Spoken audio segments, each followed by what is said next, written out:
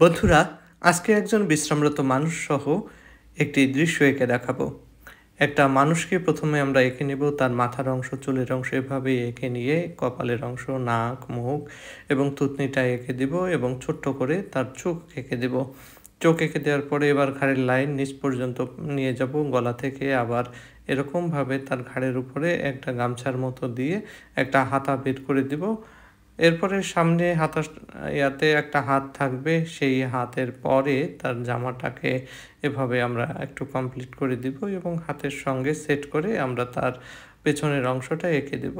লোকটা কাছা দেওয়া একটা ধুতি পরে আছে, এরকম আমরা চিন্তা করতে পারি। এরপরে আমরা তার মাথার চুলগুলো একটু কালো করে দিচ্ছি, অ্যাডজাস্ট করে দিলাম। এবার তার আ যে পরনের কাপড় সেখানে আরেকটু কিছু দাগ দিয়ে দিলাম। লোকটা যেহেতু বসে আছে, ফাঁকা জায়গায় নেই, আমরা তার পাশে একটা ব্যাগ রেখে দিব। হয়তোবা সে বাজার করতে গিয়েছিল, বাজার থেকে আসার পর তার সবজির ব্যাগটা পাশে রেখে খেয়ে আগাটে ঘুমিয়ে পড়েছে।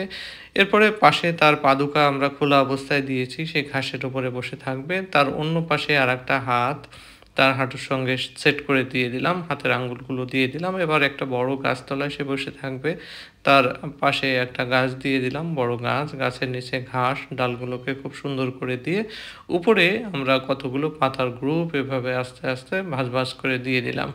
এভাবে আপনারা খুব সহজে গাছগুলোকে ড্রয়িং করতে পারবেন সহজে।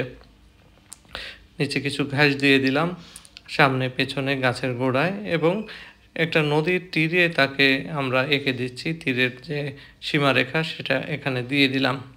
এবার দূরে কিছু ঘরবাড়ি আমরা এঁকে দিব। এখানে ২টা ঘর সহজ পদ্ধতিতে ২ রকমভাবে আমরা এঁকে দিলাম। একটা ঘর একটু সামনে, একটা ঘর একটু পেছনে। পেছনের ঘরটা একটু ছোট।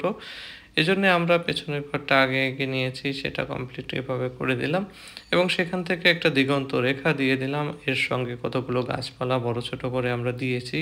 বাড়ির পিছনে একটু বড় গাছ দিলাম। এরপরে ওপারের নদীর যে পাড়টা রয়েছে সেটাকে আমরা এইভাবে ড্রয়িং করে দিলাম। সেখানে কিছু ঘাস টাস দিয়ে কিছু তাল গাছ আমরা সেই বড় গাছের সঙ্গে গাছের ভেতর দিয়ে আমরা এঁকে দিচ্ছি, যাতে দৃশ্যটি অনেক সুন্দর দেখায়।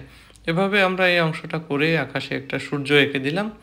এভাবে সূর্যের রশ্মিগুলো করে দিতে হবে। মাঝখানে ছোট ছোট লাইন এভাবে দিয়ে দিলে সুন্দর দেখা যাবে।